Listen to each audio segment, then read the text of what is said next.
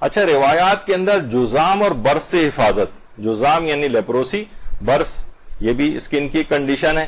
تو بہرحال اس لحاظ سے کہا جاتا ہے کہ جو شخص نماز فجر کے بعد کوئی بات کیے بغیر 7 مرتبہ بسم اللہ الرحمن الرحیم لا حول ولا قوت الا باللہ العلی العظیم کی تلاوت کرے، خدا 70 قسم کی آفتیں اور بلائیں اس سے دور فرمائے گا، جن میں سادہ ترین اور کم ترین آفت برس اور جزام ہے۔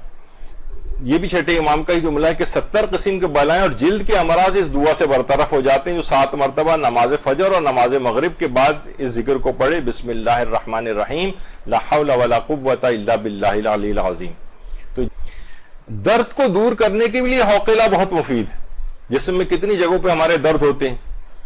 اور تو یہ بھی چھٹے امام نے جملے ارشاد فرمائے ہیں کہ درد کی جگہ کے اوپر ہاتھ رکھ کے کوئی پڑھے، بسم اللہ و باللہ وما محمد الرسول اللہ صلی اللہ علیہ وآلہ ولا حول ولا قوت الا باللہ اللہم امسا انی ما اجدو، اور پھر یہ دعا پڑھے اور اس کے بعد 3 دفعہ ہاتھ پھیرے اپنے اس درد والی جگہ پر، تو انشاءاللہ اس کا درد بھی دور ہو جائے گا۔ درد دور کرنے کے لیے خاص طور پر درد کی جگہ پہ ہاتھ رکھ کر سورہ مجادلہ پڑھنے کی بھی بڑی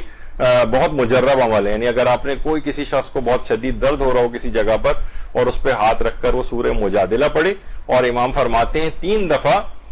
اس جملے کو پڑھے، ولا حول ولا قوت الا باللہ اللہم امسح انی ما اجدو، اور اس کے بعد 3 دفعہ اس جگہ کے اوپر ہاتھ پھیرے کہ جہاں پر وہ درد ہو رہا ہے، تو انشاءاللہ اس کا وہ درد بھی دور ہو جائے گا۔ وسوسے جو عمل کے اندر جو وسوسے ہیں وہ بھی دور ہوتے ہیں اس سے، اور جو اعتقاد کے اندر وسوسے ہیں وہ بھی دور ہوتے ہیں۔ یعنی عام طور پہ کہ الحاد کی طرح آپ کو پتہ ہے الحاد آج کل بہت پھیل رہا ہے، بچوں کو خاص طور پر روزانہ تاکید کرنی چاہیے کہ اس ذکر کو لا حول ولا قوت صبح اور شام اس طرح سے پڑھیں تاکہ وہ کسی بھی اعتقادی وسوسوں کا شکار نہ ہو۔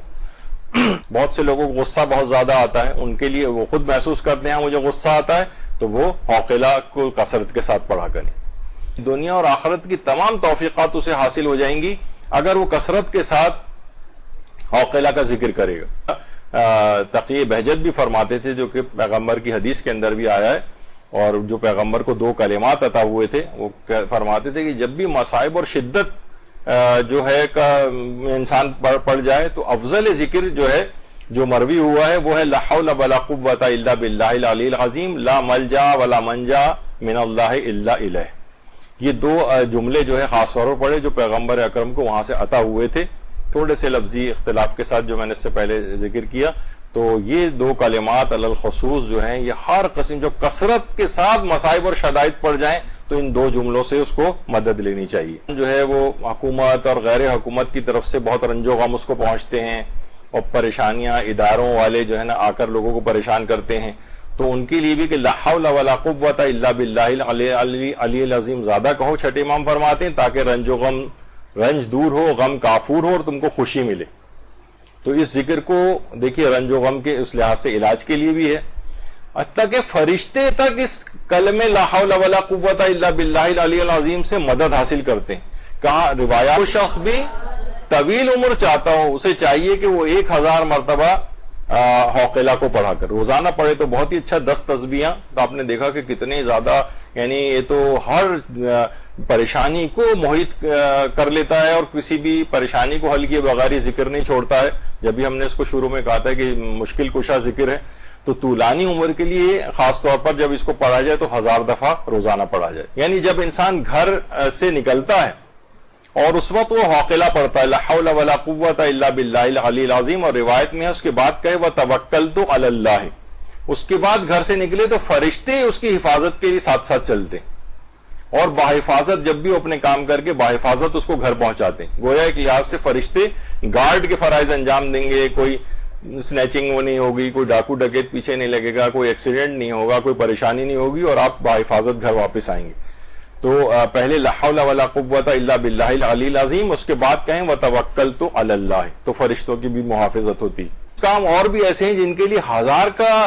عدد جو ہے وہ بہت مفید ہے۔ اس میں ایک چیز ہے ازدواج کے لیے،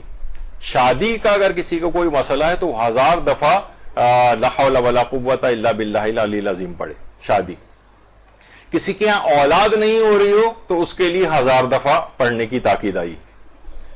اور مشکلات، سختیاں، پریشانیاں، بیماریاں ایک دم سے آ جائیں اس کے لیے 1000 مرتبہ کا عدد آیا ہے۔